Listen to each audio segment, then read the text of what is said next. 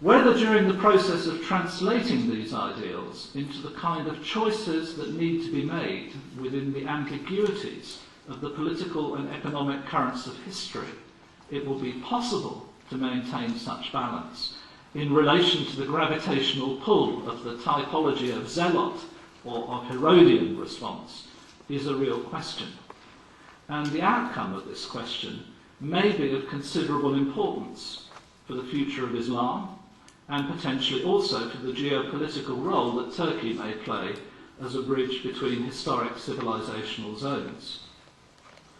Looking beyond Turkey to the broader position of Muslims in general, Toynbee also identified the possibility of a more mixed position emerging alongside the zealot or the Herodian response.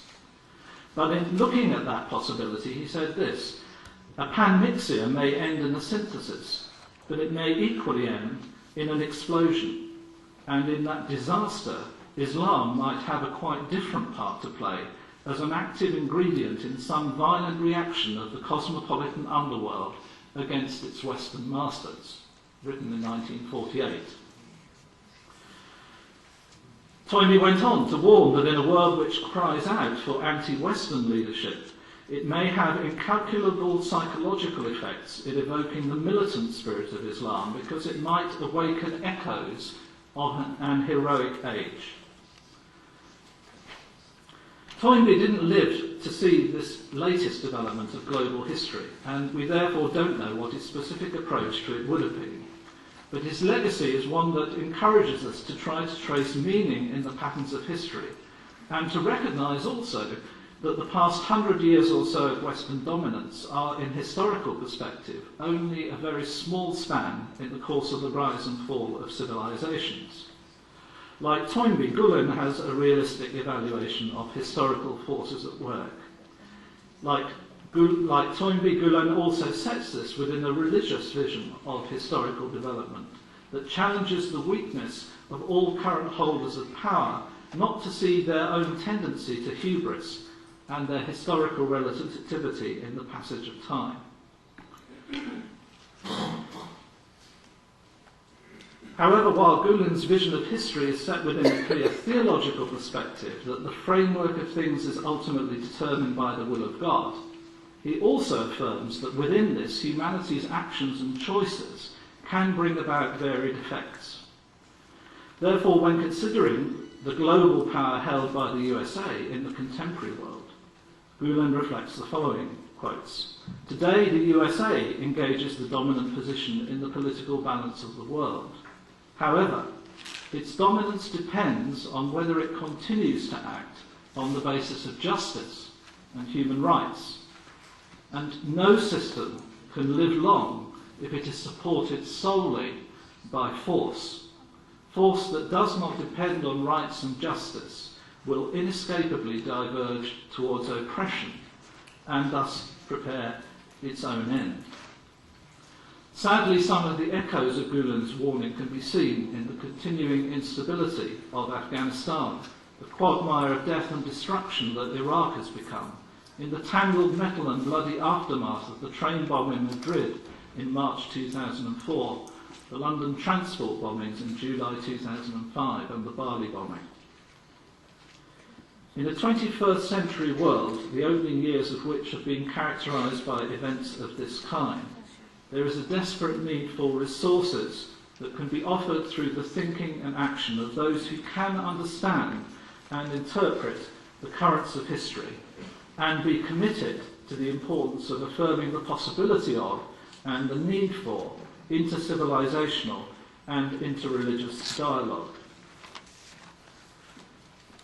To be able to live creatively and with integrity in such a world as this,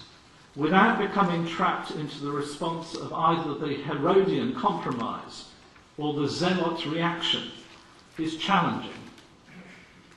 But as addressed to Christians, though arguably also with potential applicability to others,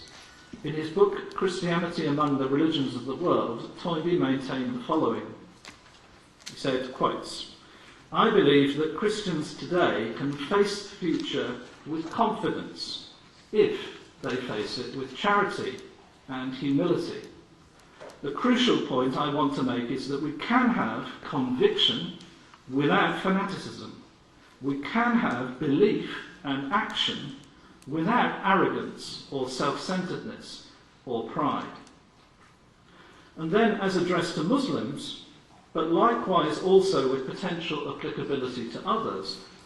Gülen has explained the following, quotes, "Tolerance does not mean being influenced by others or joining them. It means accepting others as they are and knowing how to get along with them."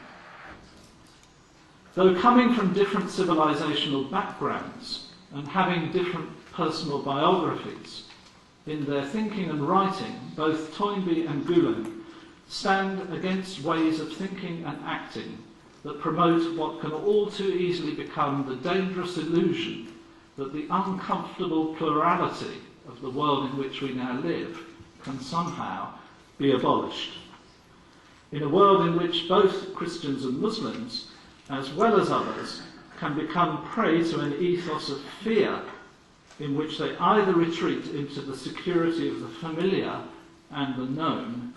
or else strike out against the other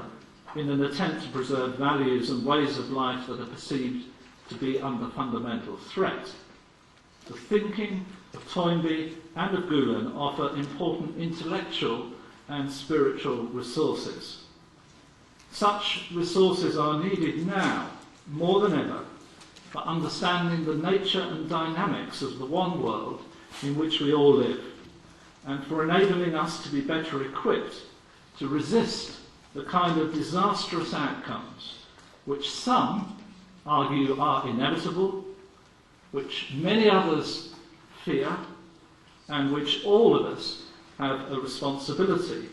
and a possibility to do something about. Thank you.